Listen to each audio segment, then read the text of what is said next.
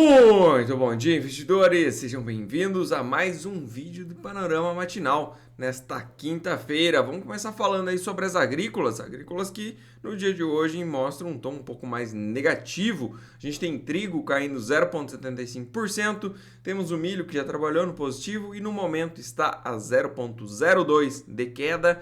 Temos aí a soja trabalhando no positivo com 0,28 de alta, farelo subindo 0,52 e o óleo de soja caindo levemente aí 0,16%.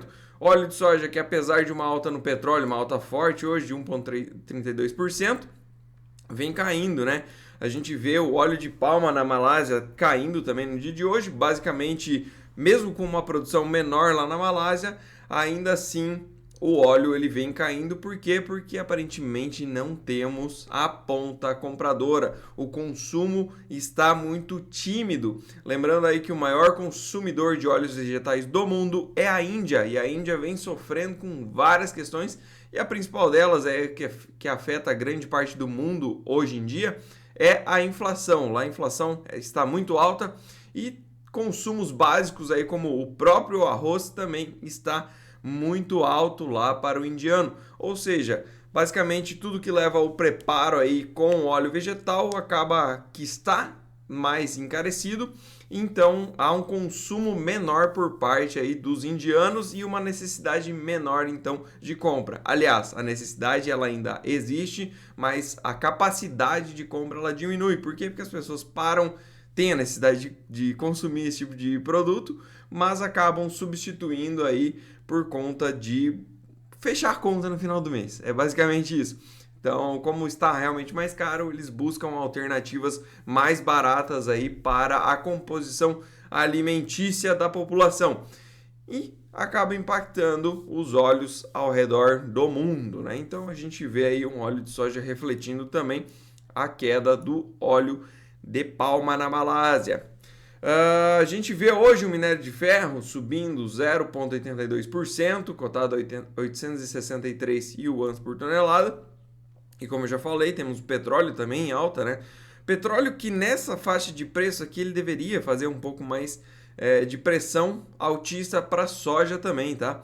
Porém, o que a gente vê? A gente vê a Argentina entrando novamente no mercado aí. Bolsa de Rosário comenta já em uma venda de 1,5 milhões de toneladas.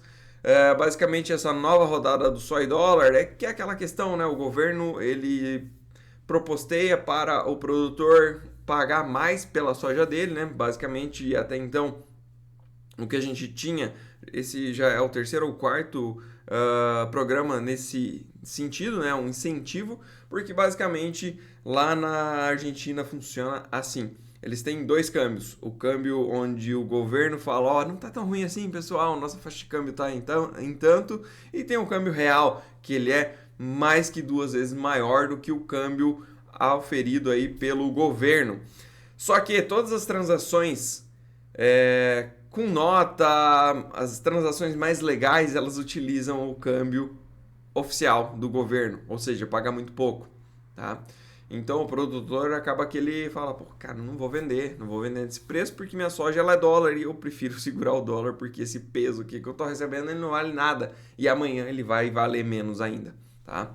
Então o governo vem e faz esses programas de incentivo porque ele precisa de dólar, né? Ele tem uma dívida muito grande com o Banco Mundial, onde ele precisa aí honrar com suas dívidas. E basicamente ele proposteia então para o produtor que ele venda com um câmbio um pouco mais atrativo. Não vai ser o câmbio paralelo, mas ainda assim é um câmbio algumas vezes maior do que o câmbio oficial do governo.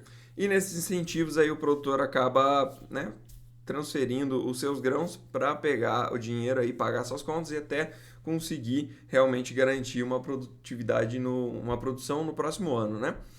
E a gente vê aí então, pelos dados de Rosário, uma oferta da Argentina, vendeu aí 1,5 milhões de toneladas. Isso acaba impactando aonde? Nos Estados Unidos, no programa de exportação dos Estados Unidos.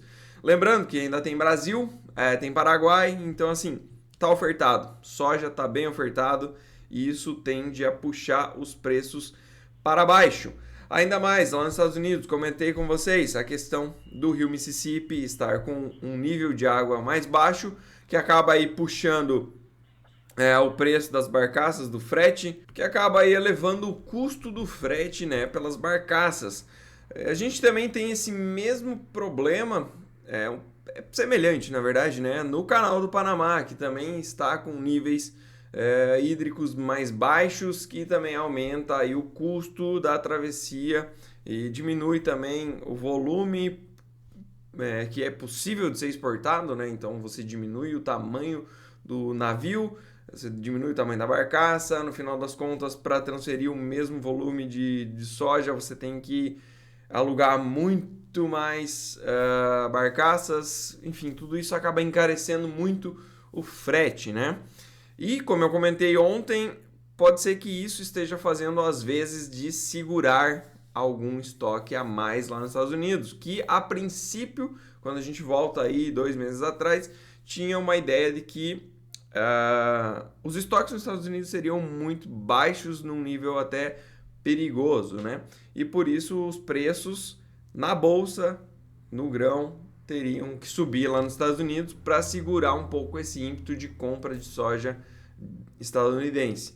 Porém, como eu já falei, encarecendo essas outras pontas, o preço do grão em si, ele não tem necessidade de ficar tão alto. Por quê? Porque se o preço ainda ficar mais alto, com o preço do frete mais alto, acaba que o estoque que eu queria aumentar só um pouco para me garantir, eu acabo aumentando ele demais. Então é uma linha tênue. E daí o que acontece? Os preços eles têm que cair para eu conseguir escoar, para não ficar com uma sobra muito grande aí de grão no meu mercado. E de novo, quando a gente pensa à frente, a gente vai ter uma baita safra, tende a ter, na verdade, né, uma baita safra no Brasil, e também tem aí mais uma safra grande a princípio para vir lá na Argentina. Ou seja, ficar com grão estocado num momento onde a inflação está comendo, a taxa de juros está alta, não é interessante. Por quê? Porque o meu custo de carrego ele é muito alto.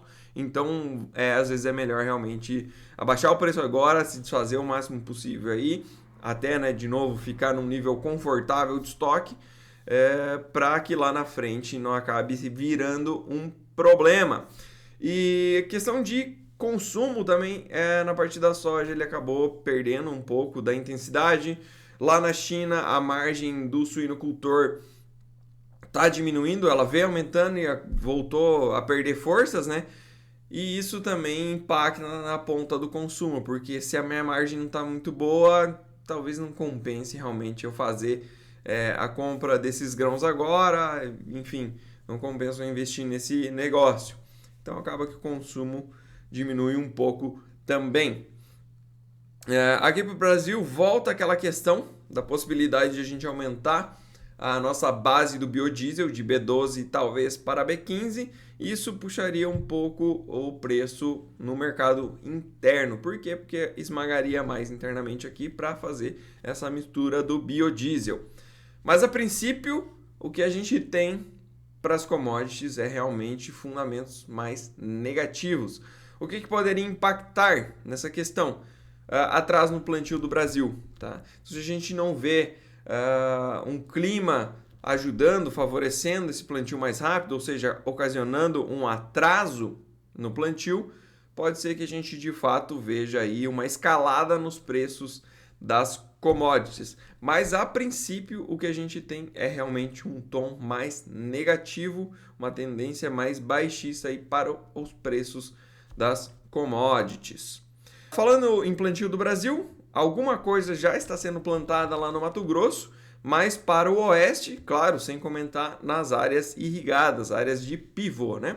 Nas áreas fora as áreas de pivô, então mais para o oeste, onde vem chovendo desde o começo aí do mês. Porém, a gente acompanha os mapas climáticos e vê que a chuva para o restante não é muito boa, né? Ela inclusive é bem fraca e a perspectiva é que ela continue assim para frente também.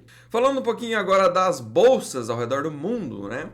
Ontem a gente teve uma alta para o S&P, alta de 0,12%, Nasdaq fechou com alta de 0,29%, Dow Jones, uma queda de 0,2%. E aqui no Brasil, O Ibov chegou e está subindo muito bem, passou aí do 1%, mas acabou perdendo a força na parte da tarde e fechou com uma alta tímida de 0,18%. Basicamente, aí a gente viu Petrobras vindo para o campo negativo e puxando esse ímpeto mais altista da nossa bolsa. Comentei com vocês aquela questão do preço de paridade de importação da Petrobras, que está algo muito nebuloso, e o petróleo nesses níveis, gente, quase $90. É muito ruim para a Petrobras num primeiro momento. Por que no primeiro momento? Porque a gente não sabe o que eles vão fazer. Não é claro. Hoje em dia não é claro se eles vão aumentar, se eles vão segurar, vão tomar esse prejuízo nas costas. O que vai acontecer? Não dá para saber. Mas o ponto é, o diesel ontem, sem essa alta de hoje, já estava com uma defasagem de 17%. Aí volta a acelerar aquela questão. Aumenta a participação de sódio do biodiesel aí, né, para melhorar essa conta. Tem uma chance maior de a gente ir do B12 para o B15. E para a gasolina, ontem estava com uma defasagem de 10%. Ou seja, essa escalada forte no preço aqui do petróleo, ela é terrível, terrível.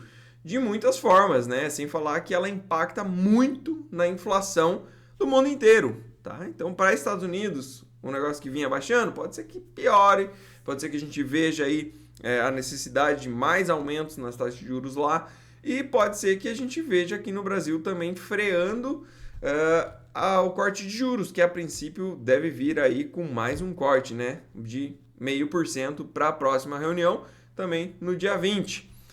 Eu acredito que esse próximo corte ele ainda venha, tá? Mas pode ser que esse caminho de cortes aqui no Brasil ele se reverta muito rápido. Por quê? Porque isso aqui tende a puxar assim a nossa inflação. Mas a gente tem que ir acompanhando aí, né, como é que vai ser essa questão na Petrobras e tudo mais. E se ela não repassar isso para frente, a empresa passa a ter prejuízo, acaba puxando a nossa bolsa para baixo. E outras empresas também privadas do setor acabam que tem uma desvantagem muito grande. Por quê? Porque ali a gente tem uma ingerência do governo e tudo mais que pode acabar segurando realmente esses preços. Mas para a parte do privado, o que eles fazem? Eles não tem o que fazer, entendeu? Eles vão seguir o jogo com preço de paridade de importação e vão repassar. Só que como é que tu repassa? Sendo que a principal produtora aí, né, a principal distribuidora, inclusive, de energia na parte de combustíveis, está vendendo muito mais abaixo que você. Não tem como competir, ninguém vai comprar o teu. Então pode ser que isso acabe acarretando, virando uma bola de neve, e aquilo que a gente via aí de um livre mercado trazendo mais fontes aí para um mesmo produto, né, pode acabar que, enfim, né, aquele processo natural de desistência do mercado, falência, menos empregos, enfim, vira uma bola de neve ruim para a nossa economia, né? Então vamos ver aí como é que vai ser o impacto governamental em cima da Petrobras. Enfim, pessoal, tivemos aí essa queda, né, refletindo. Pode ser que hoje a gente veja mais uma continuação pelo mesmo motivo. Lá para a Ásia, a gente teve o fechamento do mercado nessa madrugada, em alta, leve alta para Xangai, subindo 0,11%. A gente teve uma alta para Hang Seng de 0,34%. Japão subiu muito bem, 1,52%. Coreia do Sul também subiu muito bem, 1,51%.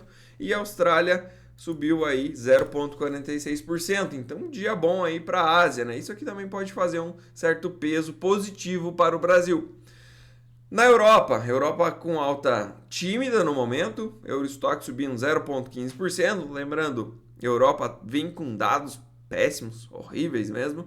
Deve aí aumentar mais a taxa de juros, se eu não me engano é hoje, inclusive a definição da taxa de juros lá.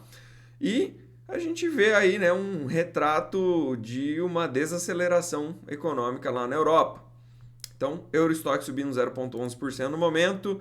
Temos aí o FTSE 100 subindo 0,86%, é o destaque de alta lá na Europa. E as demais bolsas muito próximas aí do 0 a 0. Para a parte de futuros, temos S&P com uma alta de 0,36%. Lembrando que esse aqui é um mercado que ele abre antes do mercado à vista, né? O mercado à vista lá nos Estados Unidos abre apenas às 10h30 da manhã, mas esse aqui ele já tende a dar um tom, né? S&P 500, então, com uma alta de 0,35% e Nasdaq também com 0,35%. De dólar, como é que a gente está hoje? Dólar contra as principais economias do mundo cai 0,02 no momento, ou seja, nada, tá? Neutro. E contra moedas de países emergentes, misto também. Nada muito expressivo, nem para alta, nem para a baixa. Agenda, como é que a gente está de agenda hoje? Agenda bem interessante, tá, pessoal? Bem interessante mesmo. Então a gente tem aí, ó, decisão da taxa de juros lá na Europa, como eu comentei com vocês, vai sair aí perto das 9h30. A gente tem para os Estados Unidos também saindo a inflação para o produtor. Ontem a gente teve a inflação para o consumidor e hoje a gente tem inflação ao produtor. Lembrando que se a inflação ao produtor ela vem mais alta, o que se espera? Que ele vai repassar isso para frente. Então, se ela vem mais alta, a gente pode esperar no mês que vem uma avaliação também mais alta para o consumidor. Enfim, dados importantíssimos para sair lá nos Estados Unidos. E a gente também tem pedidos iniciais por seguro-desemprego, outro dado que tende a mexer com o mercado. Ou seja, hoje a gente tem uma agenda extremamente forte na parte da manhã que tende a mexer, pode virar tudo isso aqui que a gente está vendo, exceto a Ásia, que já está fechado, né? Mas Europa aí, América e Brasil, a gente pode ver isso aqui virar de cabeça para baixo. E para o dólar também, tá? Então, dados bem importantes aí na parte da manhã, 9h30 da manhã, sai a principal parte aí dos dados mais importantes, mais relevantes. Para a parte da tarde, a gente tem só um discurso aqui de um membro do Banco Central Europeu e também da presidente, né, da Christine Lagarde, saindo aí às 11h15 da manhã. Esse discurso da Christine Lagarde ela pode fazer um peso também, porque ela deve comentar qual que foi a decisão e o que se espera para o futuro, né? Então, é interessante acompanhar também às 11h15 da manhã. Fora isso, não temos mais nada. Um grande abraço!